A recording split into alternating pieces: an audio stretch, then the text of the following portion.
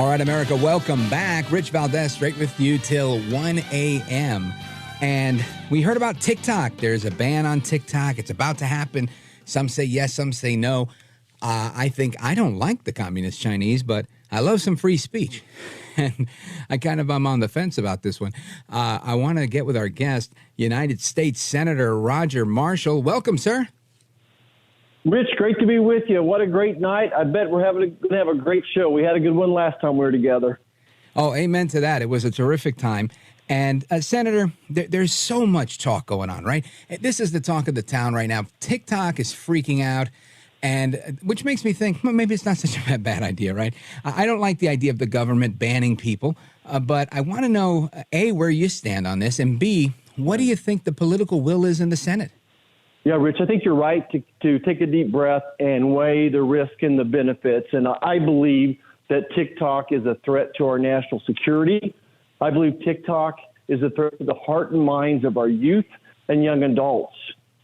I believe that TikTok is an arm of the Chinese military, and this arm is in charge of espionage and propaganda.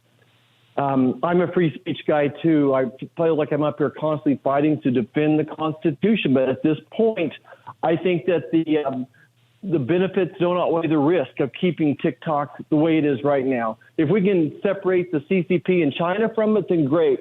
But in the meanwhile, our youth are just being constantly attacked. Don't underestimate the artificial intelligence they're using on these algorithms to attack our youth. I just did a crime roundtable in Wichita, Kansas today, and the officers were talking about how young kids are that are getting into guns and drugs and stuff. And I just think part of it is just the attack on their hearts and minds by social media companies. And TikTok's not alone in that. Don't get me wrong. So I believe we need to ban it. I just don't know that Chuck Schumer's got the kahunas to bring it to the Senate floor, to be honest, but we'll see. Well, and Senator, I appreciate all of that, right? I agree with you on that stuff. I think that's great. I think the big question everybody has is this going to be like the Restrict Act, where it was kind of a poison pill in many ways, where it was, banning TikTok, but also potentially giving the government way more power than it ought to have to ban me or you or anybody else later on. Yeah. Well, Rich, I think there's always an opportunity to take a good bill and make it better. That's why it should go through a committee. It should go through the light of day, and the Judiciary Committee, I think, is the right place to take this one. You can make an argument for the Homeland Security, but I think it's probably through Judiciary, and they can work out the kinks in it. But at the end of the day, I think it's a threat to my grandchildren, my young adult children as well. I'm just very concerned about the espionage part of this, that they are truly tracking us. That they're truly can use that against people. People might make some mistakes when they're young. They make mistakes when they're adults too. But I sure hate to see people's lives, careers ruined by something stupid that they did on 16. I didn't have those challenges. No one was recording what my buddies and I were me doing either. Thank God. When we were 16. Yeah. So there's some things I'm not proud of.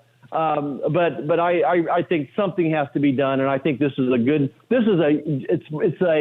would I say? It's a shout out to China to say enough, leave our kids alone. Senator, the last question on this one. Do you think that this creates a precedent to then go and silence any other social media that we don't like in the future? Let's say, I don't always like what Instagram does. They try to censor me on every now and again, and I fight with them. But does this open the opportunity for that to happen, or is this solely a forced divestiture for TikTok?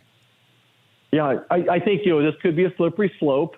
It'll be interesting to see. I would assume that TikTok sues somebody over this, and it gets to the Supreme Court, and then what the Supreme Court does with it, I don't know. I think that this bill, though, should be very, very focused on TikTok, tighten it down as much as we can. But at the same time, I know Instagram needs to be looked at as well.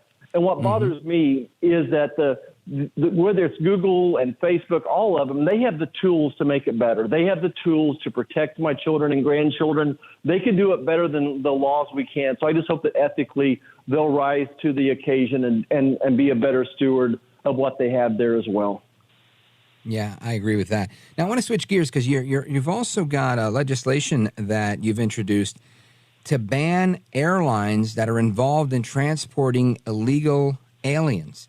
And I think this is something that's important. I think this is something that has been going on for a while, but it's come to light recently that when it gets too clogged, too congested, too busy with the human smuggling at the southern border, I like to call him Joe El Baboso Biden, he opens up a new pathway and he says, all right, we'll put them on planes and we'll bring them in that way. And I think this is egregious, but I guess it's kind of part of my job, right? The outrage, but it's hard to not be outraged when you see some of the things that Joe Biden is doing. So, Senator, tell us about this legislation that you proposed. Yeah, Rich, again, I'm thinking about national security. I'm thinking about our TSA agents letting foreign illegal immigrants board planes without an adequate identification. They don't have a driver's license. They don't have a passport. They're using the CBP One app, is what it's called. Over 1,000 of them a day are coming into this country going through the CBP One app. I don't think they've properly been vetted. And when I see them give that as an ID to our TSA agents and hop on a plane, I think it endangers, hundreds of people at a time. So what our act would do is say is if you're an airline that's accepting that CBP One app as a form of identification, then we're not going to let you land at DCA Airport. Congress has the authority to decide who can and cannot land at DCA Airport, so putting pressure on them in that way. And I know the TSA is coming in to talk to me about this, so I think we've got their attention. But, first and foremost, my job is to keep you and your family safe, and I take that serious.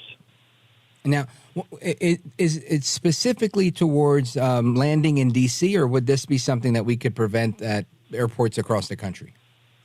Right. So wherever they're doing this, if one airline does this, uses the CBP One app anywhere in the country, then we would ban them from landing in DCA. Congress doesn't have the authority to say who can land and not land in Los Angeles or Dallas or whatever, but we do have the authority at DCA. So it's a means of punishment.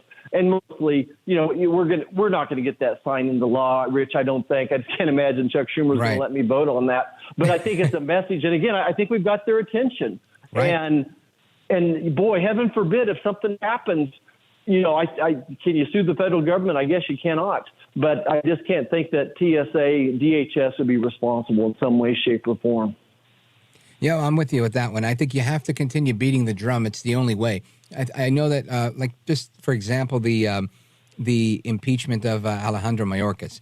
I think there were a lot of people, or even Joe Biden, right? There was a lot of people saying, let's go for it. And then others, well, not right now. We can't get it through committee, or McCarthy wasn't willing. And then, they had to wait for Johnson. And then Johnson said, let's first start with Mayorkas. And whatever the case is, the point is, I understand you need to have the political will to do things. But I also think you also need to have the political will to fight. Right, you have to fight and show people that you're a fighter for this country, for your constituents, for truth and for liberty. So I think that's a step in the right direction there. Yeah, I think on that, when I was on the campaign trail to run for Senate, that was the theme I heard over and over. We want a senator who will fight for, and you fill in the blank, fight for our constitutional rights, fight to protect our Second Amendment, fight to protect the sanctity of life, the freedom of speech, all those types of things. That's exactly what I heard from people. And even today, back home, we did some telephone town halls. The second biggest concern folks have is the government's right to their constitutional rights. So they absolutely want a fighter. And if you was right, here's three reasons why Donald Trump is leading right now in these polls. One of them has to be Donald Trump is a fighter. He's going to fight for what he thinks is right. He's fighting for hardworking Americans, people that carry a lunch pail to work, people that have small businesses, for union workers, for free libertarians, folks that just want to live this American dream. Donald Trump is fighting for us, and that's why he won the primary going away, and that's why I think he's going to win the general election as well. Yeah, I'm with you on that one. I can't tell you the amount of times I've turned around and I see people that I knew in the past didn't support Trump, or I would have presumed that they weren't supporting Trump, and they're like, man, I'm with Trump all the way. And I think this is not a pro-Trump message I'm sharing. This is I can't believe how bad the Democrats have screwed things up message. Yeah. And they've decided we're going in with Trump because things were way better before. Folks, we're on with United States Senator Roger Marshall from the great state of Kansas. And we're coming right back with your calls and more. And we come back with Senator Roger Marshall.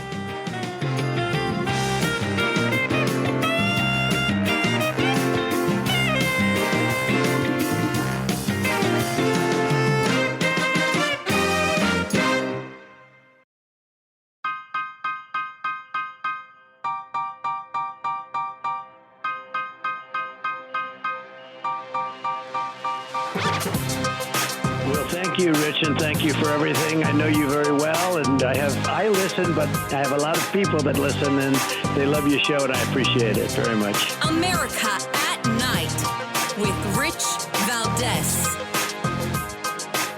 All right, familia, welcome back. Amigos, we continue our conversation. Of course, your calls are coming up next. 833-482-5337, 833-4-VALDES. And our guest is United States Senator Roger Marshall from the great state of Kansas. And we continue our discussion. Senator, I want to ask you a little bit about the Laken-Riley Act. And I know that this is a priority for a lot of people because this was a big story, obviously, and hit home for me. I can tell you, I saw it, come through my email while I was on the air, actually. And I have a daughter that's 22 years old. That's out of state in Virginia. 22 years old. She's a girl. She lives on a college campus. And when I heard this, I thought this can't happen. It should never happen, and it can't ever happen again. And here we are. I know there was a number of Democrats that actually voted against this in the House. Let's talk about how this looks in the Senate. Yeah, Rich, well, we took it to the Senate floor. We thought it would pass with unanimous vote, but the Democrats stood up and said no. And again, this is something that Chuck Schumer is not going to get the entire Senate to vote on. But I think we should just talk a little bit about the Laken-Riley Act, exactly what it does. That first of all, it honors Laken-Riley's life. And secondly, we're trying to present murders that would happen similar to this. So the alleged murderer of Laken-Riley was in New York. He was arrested. He was set free. Then he had a warrant out for his arrest in Georgia. What the Laken-Riley Act would do is if you're an illegal alien in this country and you're arrested, you'll be detained. Not set free on bail. You'll be detained and handed over to ICE. That would seem like a reasonable thing. You're here illegally to start with. You're supposed to be on your best behavior, and here you are. You're arrested in New York, and you go to Georgia, and then there's a warrant out for your arrest. You're still roaming free, and you unknowingly murdered a beautiful young lady, a nursing student who had her whole American dream in front of her. This alleged murderer stole Laken-Riley's American dream and her families and all those things. Physician myself, nurses near and dear to my heart, my wife a nurse, here in the prime of her life, a noble profession to become a nursing student. Absolutely. She's murdered out jogging in cold blood, out jogging, no motivation that we can see. It just doesn't make any sense to me. And let me back up. This is a person that was paroled to start with, illegally. He was paroled. Joe Biden's been paroling people tens of thousands at a time, paroled, I think, 2 million people now. Come to find out, this alleged murderer is part of a gang in Venezuela, a violent gang. So how did they miss that? Well, again, I go back to the first conversation we've talked about today, is these people are not being properly vetted. And it's simple.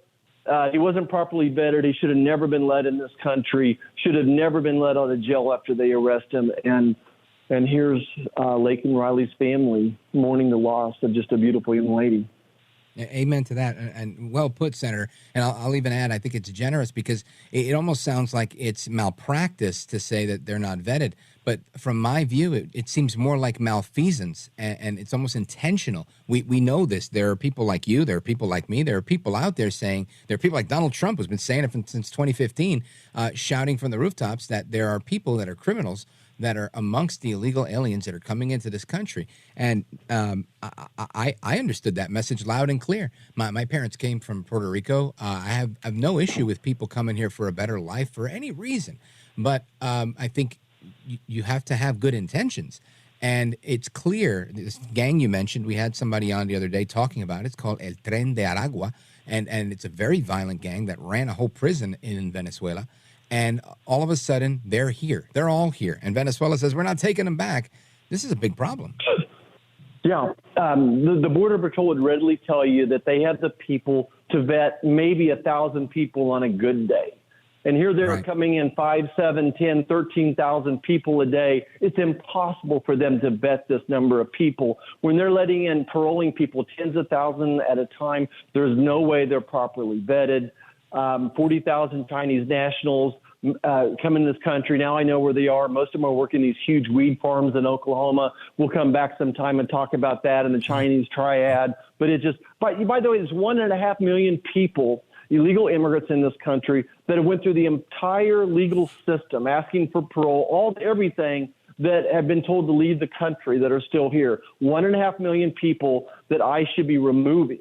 And they're sitting here, for all we know, typically on free health care, free food, all those types of things, pushing our veterans out of our VA, all those things. This will take decades, Rich, for the United States to recover from these 10 million people that have invaded our country, the violence, the crime that we're seeing upticks across the country, human trafficking. And I'm not a person to exaggerate. I'm a very practical person, but it scares me to death what we're seeing right now. November cannot get here soon enough. Folks, we're on with United States Senator Roger Marshall. He's a physician, so when he says he doesn't exaggerate, he doesn't, right? It's part of your job. And Senator, I want to two questions before we part. One is political, and the other one is speculative here on just a report I'm seeing.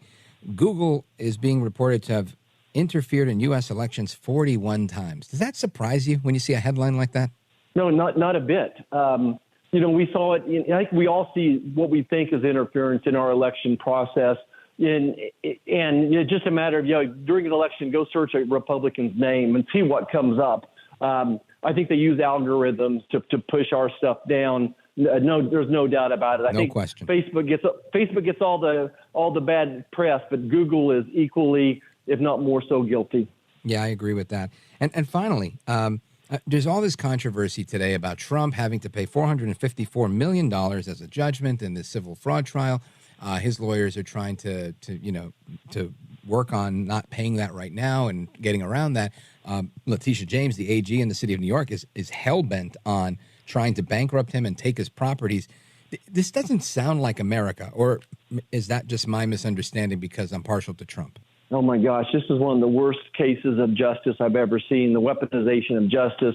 This lady is unhinged, has a personal vendetta, a political vendetta. Look, she's running for governor, right? She's running for governor or vice president. That's why she's going after all this press. We've seen these type of people before that are doing this in the name of building up their own name, their reputation.